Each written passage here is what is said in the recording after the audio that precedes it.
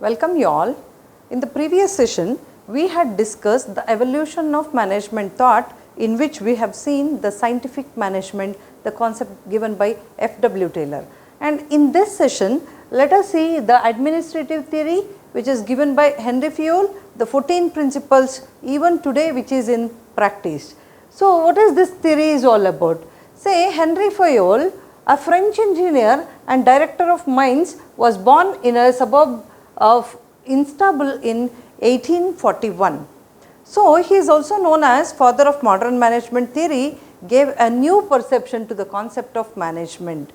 He introduced a general theory that can be applied to all levels, let that be top level, middle level, lower level. So, irrespective of the levels, it could be utilized in all levels of management and also in every department. So, he planned maximizing this managerial efficiency. Today, Fayol's theory is practiced by the management to organize and regulate the internal activity of an organization. Say even today, or even the modern organizations, they are depending upon the 14 principles which is given by Henry Fayol. And other contributors to this theory are Urvik, Muni, Gulick and others. Say what are these 14 principles? It is all like a division of work, authority and responsibility, and discipline, unity of command, unity of direction, interest, remuneration, centralization, scalar chain, order, equity, stability of tenure, initiative and esprit de corps. Say all these 14 principles are required in all the departments at all levels and also in every organization.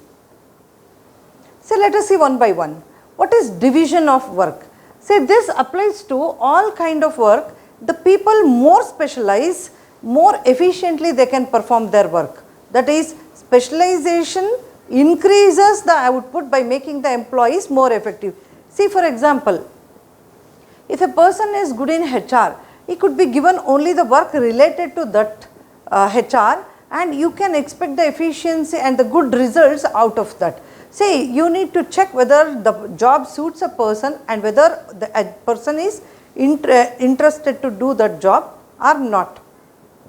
And also if you every day rotate a person on different jobs, it may become jack of all, master of none. He may know very little about every job, but not full about one particular job. Therefore, based on their specialization, the work has to be divided. Next is authority and responsibility.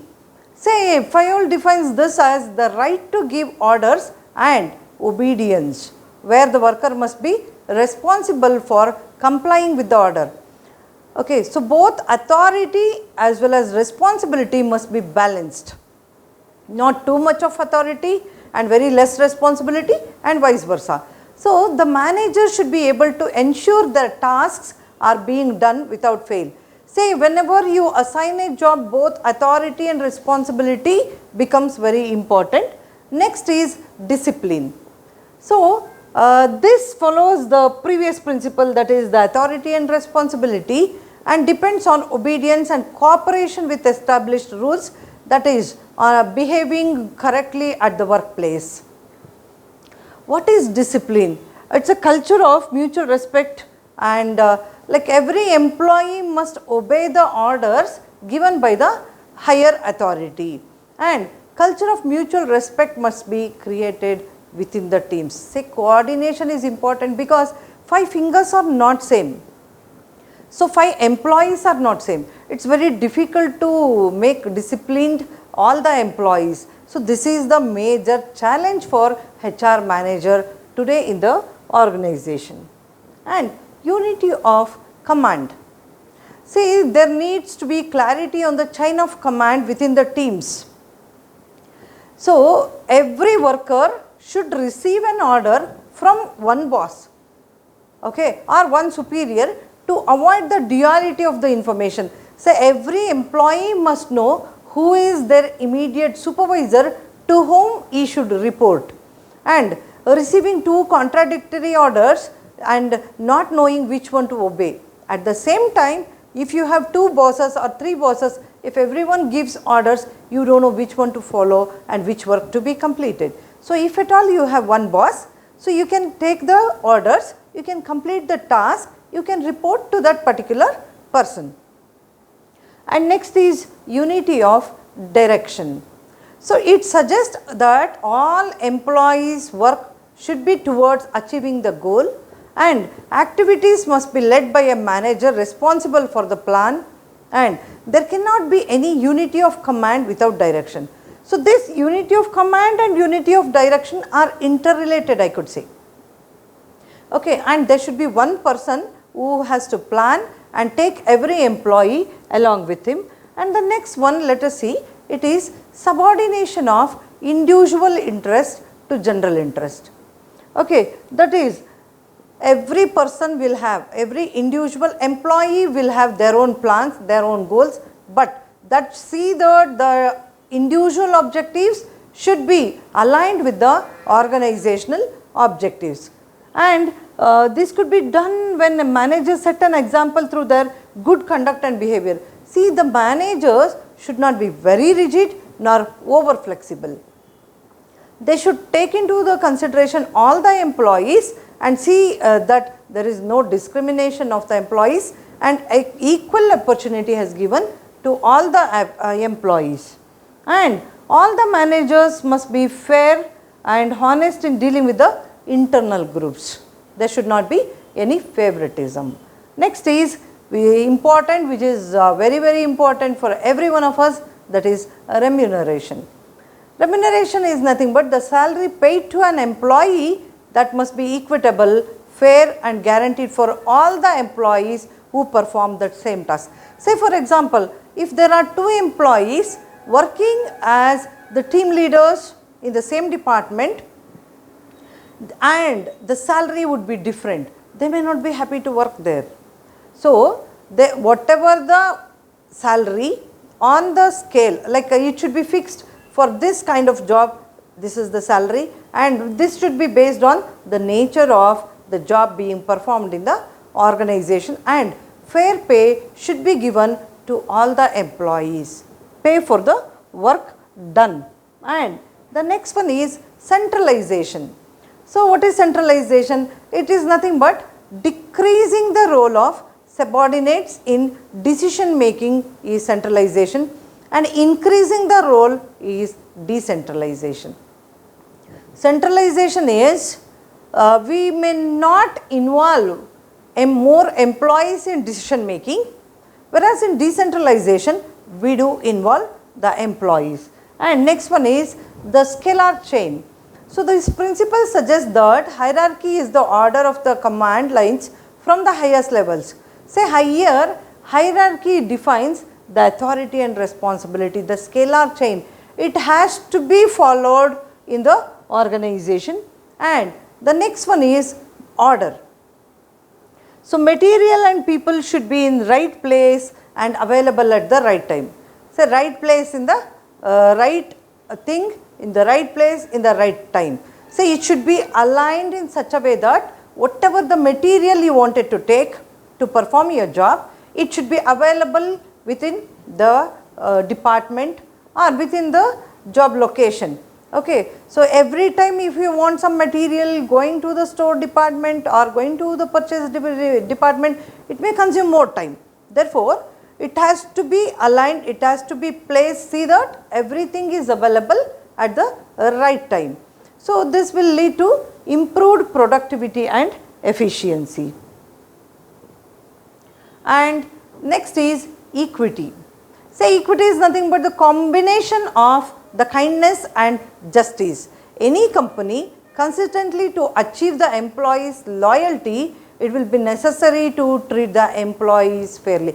Say today when we talk about the millennials, we have I have told you in the previous classes as well as we have discussed in the interactive sessions also, that is say equity. Say people are employees are expecting the respect, the dignity than the salary. Okay. So, they say we want the respect. So, how much ever importance is given to the salary, same has to be given to the respect and the dignity. Okay, and every employee should be treated fairly. It's almost a give and take kind of like adjustment. Say if I respect you, obviously I can expect the respect from you. And next is stability of tenure. Say here employees should be assured with the security of the job. So whenever an employee joins an organization, he will be of the opinion that he stay there for more time. Say, let me say Japan is the best example for this, because in Japan they will assure their employees lifetime job. Okay, and even the promotions are given based on the seniority as well as the tenure that you stayed in that particular company, whereas in India this is not applicable. Okay, so next one is initiative. So give freedom to think and executive a plan. Say we talk so much about empowerment. Give freedom to the employees also to think, to come out with their plans. Say they might be the freshers, also experienced, whoever it is. Give them a chance to be creative, to bring some innovative ideas where you could take your company to the higher levels of making profits. And the last one is esprit de corps. This is nothing but bringing about the team spirit among the employees. Say there is a concept, unity is strength, and management should bring a team spirit among the employees. So as every one of us will be working in one or the other teams in the organization, so this unity is important. See, 5 fingers are not same, I keep telling this, and 5 employees are not same, and when we make a group there might be some conflicts, or we can expect some sincere coordination and cooperation among the teams. It all depends on the managers, how they take their team further. Henry Fayol has given 14 principles, and even today it is in practice, but where there are advantages, there will be some disadvantages. Where there are like some acceptance, obviously there would be some criticisms. So let us see what are those criticisms. That is lack of empirical evidence. Say other contributors like who has not given, who are not there in the theory, they have given that it is with lack of empirical evidence. Say Fayol never, they say they are of the opinion that Fayol never conducted research. Instead, he based his theory on personal experience running a coal mining company. Okay, so only with his personal experience he has created a theory, and they are of the opinion that it could not be generalized to all the companies and ineffective in culture and culture bound management. Say in recent times there is a tendency to establish culture oriented management. Fayol states that his principles can be changed, extended and rectified according to the need and situation. If it can be done, the general theory do not have its utility and effectiveness. Say normally what happens is, whatever the theory we give, whatever the statement we make will be in with regard to the research. So that will be there forever. It cannot be changed often. But here Fayol is of the opinion that his theory could be changed, extended according to the situation. So people oppose this theory. I will end this session here. Thank you all.